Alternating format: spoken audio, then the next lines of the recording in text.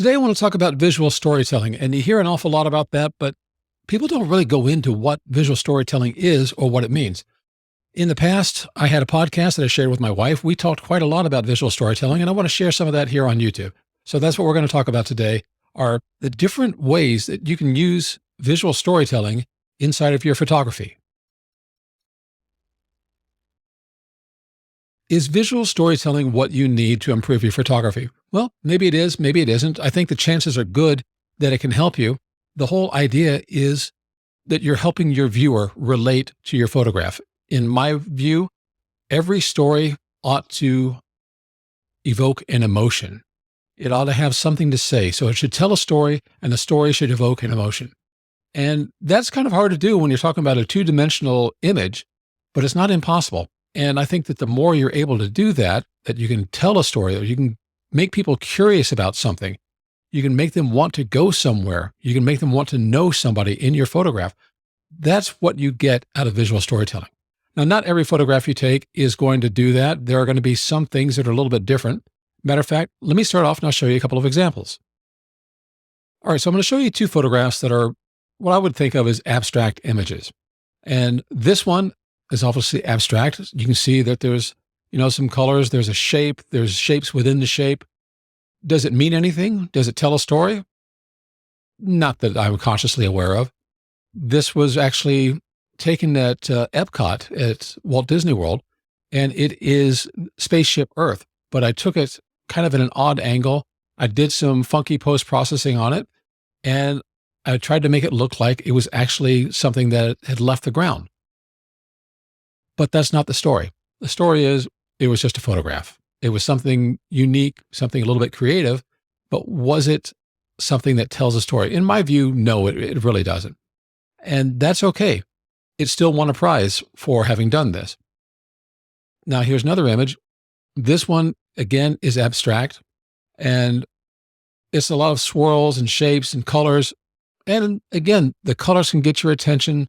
The shapes and the swirls can get your attention, but what does it tell you as far as a story? Nothing much.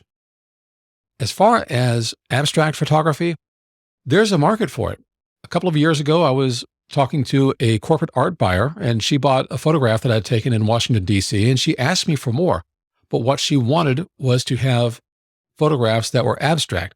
Basically, she needed to fill space in the walls of the building where she was trying to get artwork, but she didn't want something that distracted from anything else. It was filler space, and I didn't have a whole lot of that for her. So she wanted abstract work from the DC area. Made perfect sense.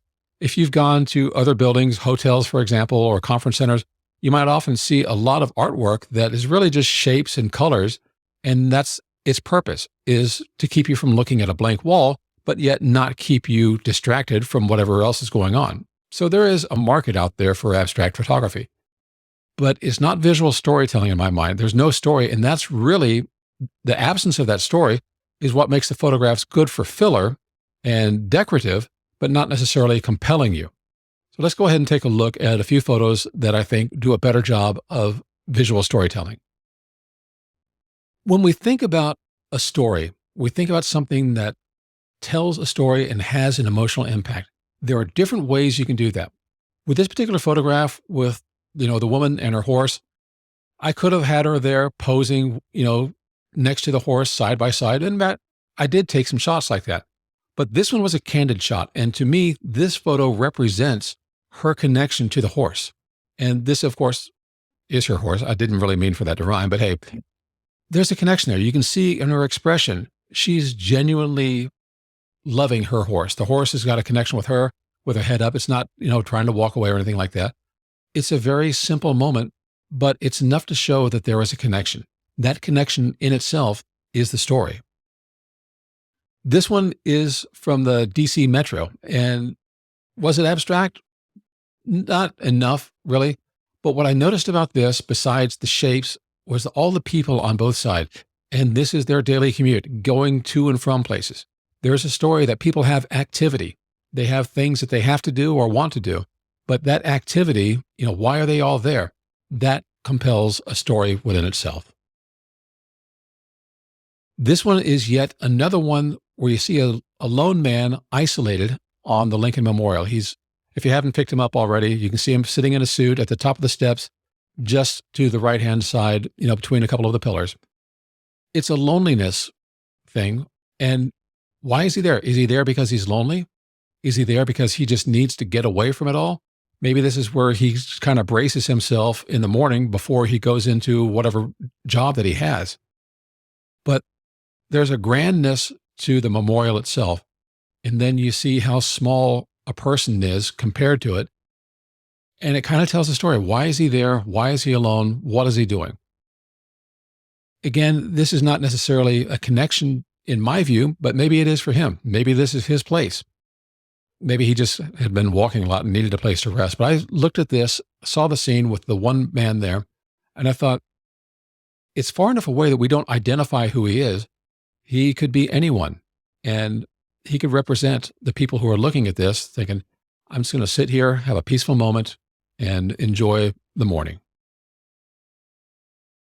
This one's a bit different. We've got a guy and his motorcycle, and it tells us something about him. Obviously, you can see from his body that he's in good shape. He's young. He likes his tattoos, and he likes his Harley Davidson. And that is, in my mind, not only telling you a story about who he is, you can see the environment is in a garage and how this is kind of where he's comfortable at home, but also that he's loves his motorcycle as well. This is how he gets around. It's part of his identity. So this is partly a connection story and also partly an identity story. So it could be a portrait like this. It could be someone who is just small and abstract. And you think about that. Do you need people in order to tell stories? Well, this one's a lot different. Yes, we've got someone there. She's having a wonderful time and everything is really focused on her.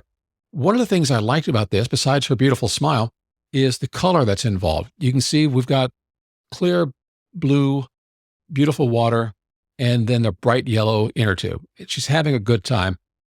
She's on vacation. She's relaxing. She's having a wonderful time, and that's the story in itself. So it's not necessarily about a connection to the pool or the inner tube. It's about like, I'm having fun. And that is the story within itself.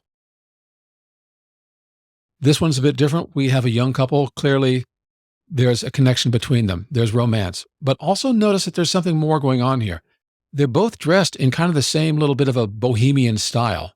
There's a color cast from the post-processing that I did that kind of brings them together, because without that tying the colors together, it might not have worked quite as well. You can see that she's got, denim cutoff shorts, and then she's got this little white top. He's dressed primarily in orange, red, brown kind of colors.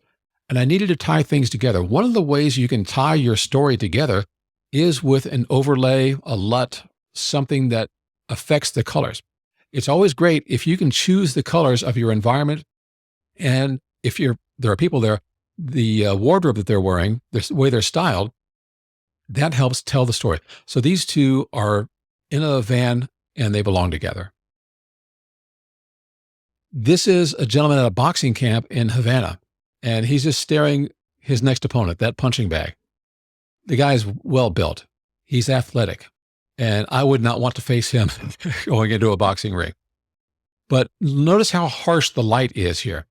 This guy's working pretty much in a mostly unshaded environment. You can see the shadow beneath him. There's harsh sunlight, and then there's clearly a little bit of shade above because the punching bag is in shade.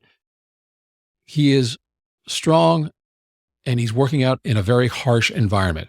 And he's getting ready to go hit that bag. And it's a moment just before the event happens. And that's kind of what you might call a hook. Something that piques your curiosity. It's like, what is he going to do? Well, you kind of suspect he's going to go hit that bag. But how is he going to approach it? How is he going to attack it? What is he getting ready for? Is he got an event coming up with there's going to be a fight or is a training match? But you look at him and immediately, with the boxing gloves and the shorts and his muscle, this guy's a fighter. That in itself tells a story. His surroundings and the punching bag tells a bit of a story. But the hook is what's about to happen.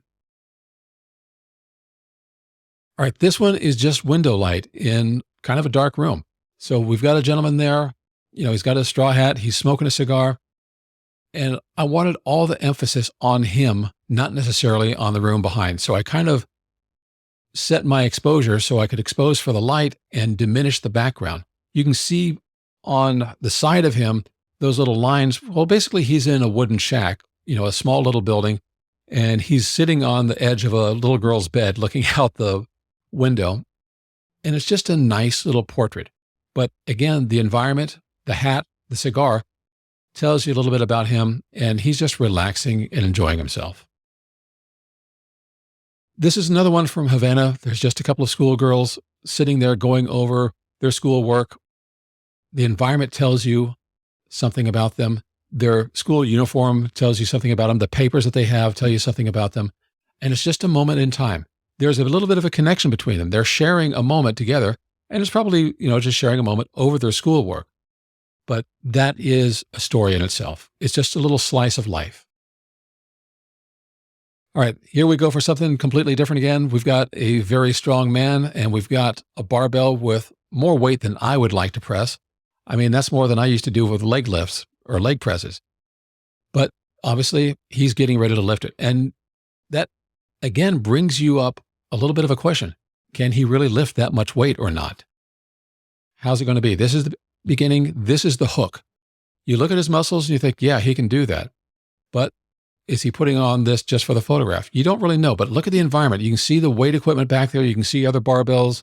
You can see the racks for different things. But this is one where he's getting into position, and you kind of ask the question, does he make it or doesn't he?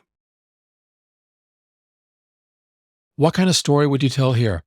A lovely young woman in a lavender field holding a basket filled with her flowers. And again, it's another slice of life. Why is she collecting them? Does she just like them around the house? Is she collecting them for a purpose?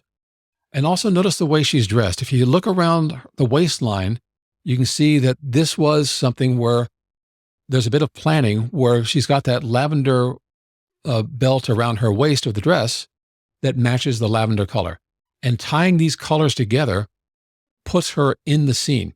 There's also a little bit of post-processing to kind of tie her together in with the scene as well, plus with a background. But there's a story here. What do you imagine it will be? This one is yet another one. So obviously we're not tying her wardrobe together, but she's in kind of an old and Gothic environment. You can see that there's matching drapes. Not only that she's looking out the window and she's got them behind her with that armoire, but as she's looking out the window and the light's hitting her, what is she looking at? Who is she looking for? What is she looking toward? What's going to happen next? And this is the kind of thing, is it the morning and she's just checking out the weather? Is she waiting for someone to come home? There's potential there. This one's a bit more straightforward. It kind of hits you over the head. This is someone who's at a produce market. She's shopping.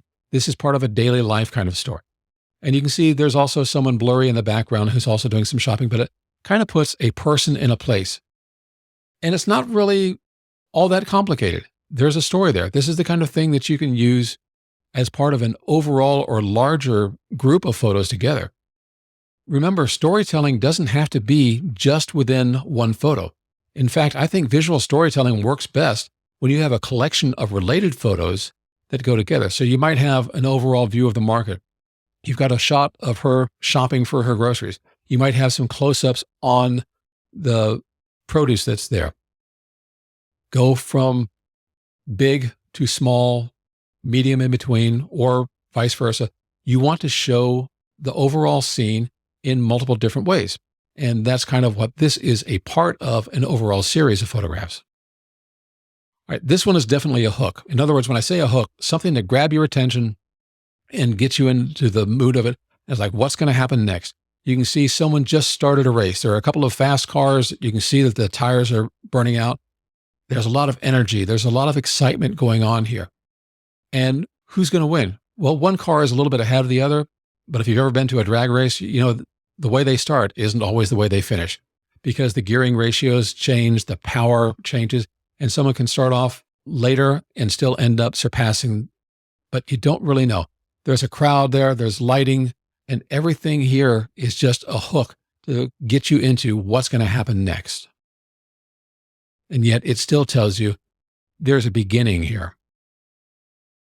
This one is a lot more relaxed and sedate, and we've got a lovely young woman in obviously jewelry and a kind of a glittery dress in an elegant old world environment. She's positioned herself rather comfortably, but why is her hand up by her mouth? Is she waiting for something? Is she nervous about something? Everything else looks very relaxed, but somehow that gesture that she has kind of takes away, in my mind, from her relaxation. She's not smoking. She's not drinking. She's just over there. Everything about her looks relaxed, except for, to me, that one gesture where she's got her hand up to her mouth. It's like, is she biting her fingernails or tongue because something is happening? Is she waiting? Is she nervous? Or is she just as relaxed as the rest of the environment and her body language looks like? And that's what I like about a photo like this, because it tells you that you can't just imagine one thing and maybe there's something else going on. I kind of look in visual storytelling photos, is there something going on that maybe doesn't meet the eye until you look for a specific gesture or element? And that's what this photo does. You don't always have to have people in your photos to tell stories. So this one is a drone shot, and you can see that it's at a island beach. There are plenty of boats around. This is a meeting place. This is a gathering place. Yes, it's beautiful, it's luxurious, but you don't really see any of the people. What you see are a lot of boats that are here docked, or I should say anchored, waiting for someone to come along. And are these fishing boats going out? Are they just to maneuver around the island? There's a gathering going on, but where are the people? They're not relaxing on the beach. They're not playing in the water. This is just a gathering place for those boats. And what's their purpose? It's a beautiful view of the water, and yet everybody's left them there. So what's going on? And that is kind of all I wanted to share today. I'm going to have more videos on storytelling photos. We're going to talk about different techniques, like, for example, juxtaposition, where you have two things that maybe aren't in balance with one another. Maybe they show that there are different stories within one photograph, maybe like the haves and have-nots, maybe fish out of water. So we'll talk about that in a future video, as well as some other things. We're going to talk about story points. Some of this is going to come from photography and video and movies and elements that they use for their story points. So obviously video is a visual storytelling format.